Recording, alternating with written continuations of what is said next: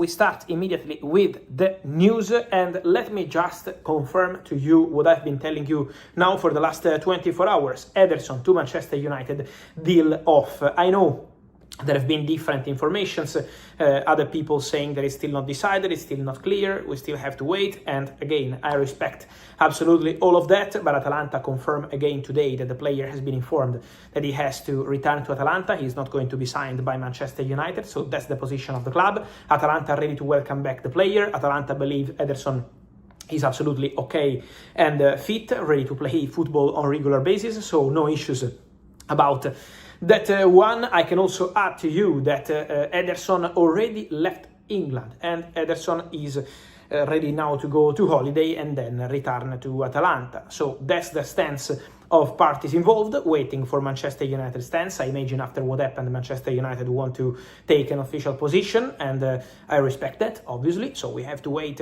for Man United position as well. But Atalanta and also the players' camp make clear that the deal is not happening anymore. Also, a little bit disappointed on player side, because Ederson really had this dream of playing for Manchester United. So the story is quite clear. Manchester United remain keen on signing new midfielders, because Andre Santos is done. Also, many of you asking me why Andre Santos is not official. Guys, I'm not controlling the social media of Man United to make announcements, but I can guarantee to you that Andre Santos is signed, completed. Also, the contract has been signed yesterday. Andre Santos already completed everything, so Ederson is off, but Andre Santos is happening, and the deal is guaranteed. £50 million, 48 plus 2, and everything done. 5-year deal plus 1 option.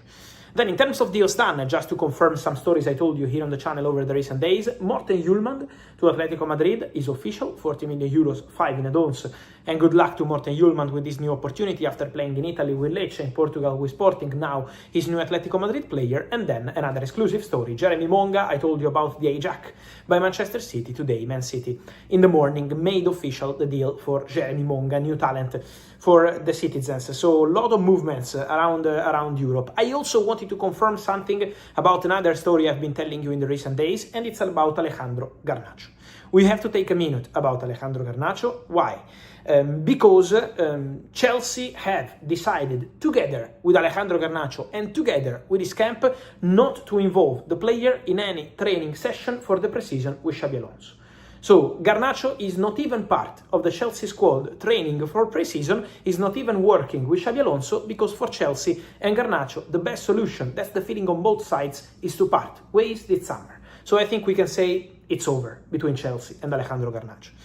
So Chelsea don't see the sense of making the player training if he's not part of the project for the long term. Garnacho will train on his own and prepare for the next move. I told you Roma want Garnacho. Roma are in talks with Chelsea, but Roma are offering a loan deal while Chelsea want a permanent move, and Chelsea value the player at 50 million euros, Italian clubs or clubs from abroad, not from England in general, so that's for Roman and for other clubs, and then they value the player for Premier League clubs at 45 million pounds. So two different pricing, England and abroad, but Garnacho is gonna leave the club in this summer transfer window.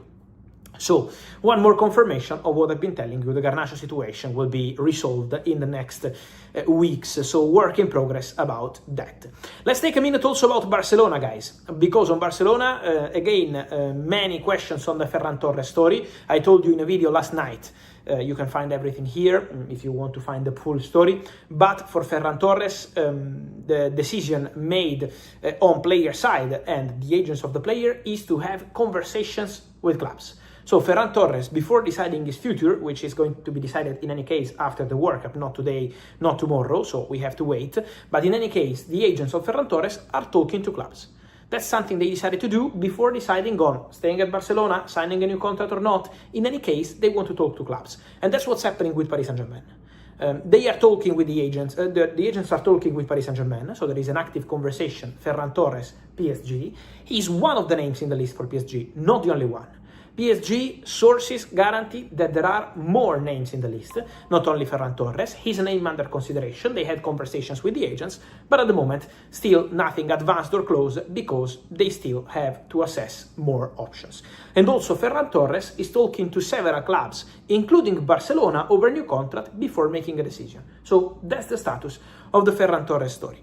Meanwhile, new talent signed for Barcelona, because the agreement is being finalized while I'm doing this video, while I'm checking all the news every day for you, and it's a new winger for Barcelona from Bruges. In this case, is a young, talented player, and is called Jess Biziou from Bruges. The deal is at the final stages, as was reported by the Belgian press and the Spanish press today. It's a deal for around 10 million euros with a big sell-on clause, around 30%, and so Biziou to Barca will be, here we go, in the next hours, days, waiting for some paperwork and details to clarify between Barca and Bruges. So many movements also on this one. Let me mention once again, all these stories are not impacting the situation of Ferran Torres. Biziou is signing that Deco and Joao Amaral, the director of scouting of Barcelona, wanted to do because they believe he has a lot of potential, but is not going to impact anything in terms of immediate first squad.